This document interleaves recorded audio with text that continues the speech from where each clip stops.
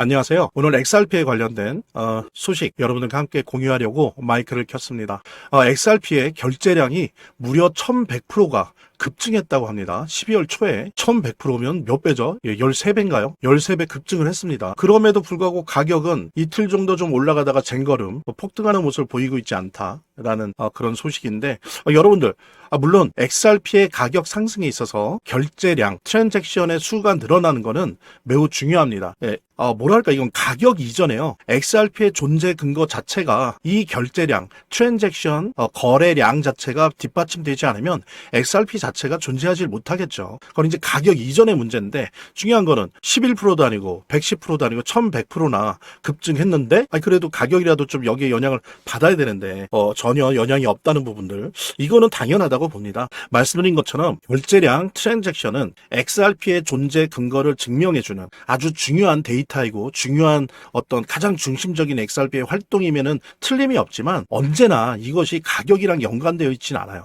이 결제량의 트랜잭션이 급증을 해서 이것이 가격으로 연결이 되려면 뭐가 필요하냐면 그 사이에 유동성이라고 하는 다리가 필요합니다. 이 유동성의 다리라고 하는 거는 XRP의 유동성이 아니에요. 말하자면 XRP의 유동성이 아무리 좋아도 공급 압박이 오고 그럼 유동성이 폭발을 하고 거래가 폭발하고 이래도 시중의 유동성이 없으면, 이 유동성이란 다리가 없으면 절대 XRP 결제량 급증이 가격 상승으로 이어지지 않는다는 거죠. 근데 여러분들 아시는 것처럼 지금 현재 시장 분위기가 연준이 12월 1일 날 QT 양적 긴축을 중단하고 바로 다다음 날 단기금융 레포 시장을 통해서 단기금융 18조를, 이거는 이제 뭡니까?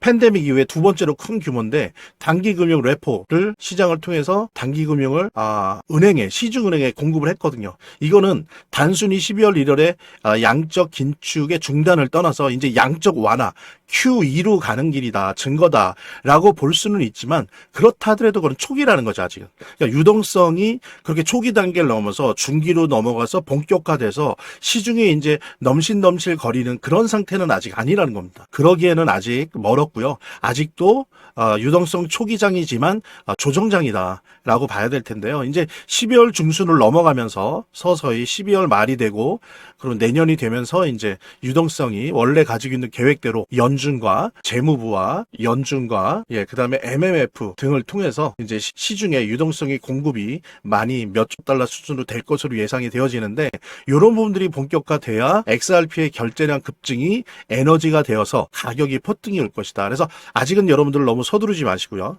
좀 유동성이 시장에 들어오는 것들 모니터링 하시면서 그 속도와 규모가 어느 정도 되는지를 평가를 하고 판단을 하시면서 이제 XRP의 어떤 가격 폭등의 양상들, 가격 상승의 양상들을 예상을 하고 전망하면서 투자 어떤 패턴을 결정하시길 바라고요. 아직은 좀 기다려야 된다. 하지만 그럼에도 불구하고 이 결제량이 급증하고 있다라고 하는 부분들은 ETF에서 순자본이 한 13일 만에 10억 달러가 들어왔다라고 하는 소식과 함께 이제 유동성이 들어왔을 때 도대체 XRP가 얼마나 폭발할지 궁금증을 가질 정도로 아주 좋은 에너지가 될 것이다. 향후 폭등의 에너지가 될 것이다 라고 하는 부분 여러분들이랑 공유하면서 재단과 관련된 이야기 나눠보도록 하겠습니다. 차트를 제대로 보는 것도 중요하고 또 거시경제 상황들을 보는 것도 중요하고 매우 중요하지만, 결국에는 사실은 이 모든 거를 무시하더라도 재단이 어떻게 하느냐가 사실은 이 암호화폐의 성패를 좌우하는 가장 큰 요소라고 하는 거를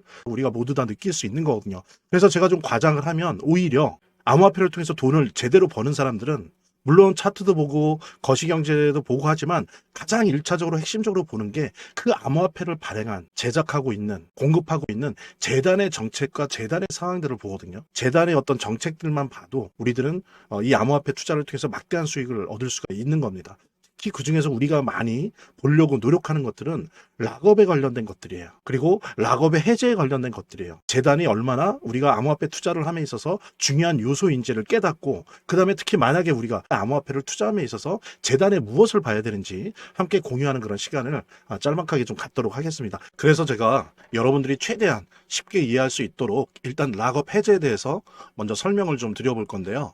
이제 락업 해제라고 하는 거는 투자자 보호 차원에서 초기 투자자들이 일정 기간 동안 매도할 수 없도록 물량을 잠가두는데, 이거를 풀어주어서 자유롭게 매도할 수 있게 해주는 걸 의미합니다. 그래서 통상적으로는 락업 해제 이후에는 대규모 물량이 시장에 풀리기 때문에 강력한 매도 압력으로 작용해서 가격이 급락하는 모습을 보여주게 되는 거죠. 그런데 우리가 이제 주목해야 될 점은 락업 해제 직전의 모습입니다. 락업 해제 후에는 대부분 급락이 오거든요. 그렇지만 그 전에는 대부분 가격의 급등이 연출되기 때문이죠. 왜냐하면 이제 세력들이 대량 매도를 하기 위해서는 가격이 올라가야지만 수익을 보고 매도할 수 있기 때문인데요. 충격적인 건 이걸 위해서 재단이나 프로젝트 측도 가격을 인위적으로 끌어올린다는 거죠. 실제로 리플이죠. 리플의 CEO 갈링하우스 같은 경우에는 이 락업 해제 전에 가격을 뻥튀기 시키기 위한 그 시세 조작을 한 적이 있었고 이게 발각이 된 적이 있습니다. 물론 본인은 이에 대해서 극구 부인을 했지만 모든 정황을 볼 때 사실은 이미 알 사람은 다 알고 있는 거죠. 그러니까 이런 일을 하는 이유는 초기 투자자들 때문이에요. 이 초기 투자자들에게 수익을 줘야지 어떤 보상 개념의 수익을 줘야 추가적인 투자 유치를 할 수 있는 거죠. 그 초기 투자자들 뿐만이 아니라 그 외에 2차, 3차 투자자들을 모집하기 위해서는 이런 초기에 부풀리기, 뻥튀기가 필요한 겁니다. 예. 그래서 락업 해제 전에 락업 일정에 맞춰서 매수 타점을 잡아내는 것이 매우 중요하게 대두되는 겁니다. 이 락업 해제 후에는 급등 후에 급락 패턴이 옵니다. 이제 그러기 때문에 락업 해제 전에 매수를 해야 되고 락업 해제 후에는 이제 매도를 해야 되는 거죠. 이래야지 이제 엄청난 수익이 가능해지는 건데요. 제가 특정 경로를 통해서 이 재단 측의 어떤 락업 해제 일정을 입수를 했거든요. 예, 근데 이 해당 문서는 기밀 문서이기 때문에 일단 중요한 내용은 이렇게 제가 좀 모자이크 한 거 양해 바라고요.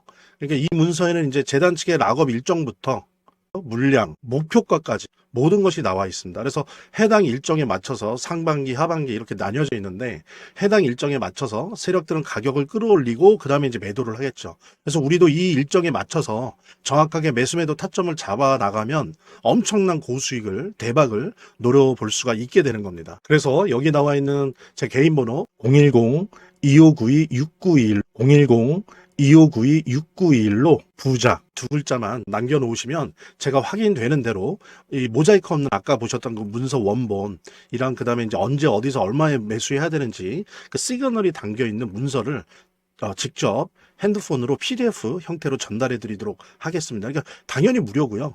자, 오늘 영상은 이쯤에서 마무리하고요. 다음 시간에 더 좋은 영상으로 인사드리도록 하겠습니다. 감사합니다.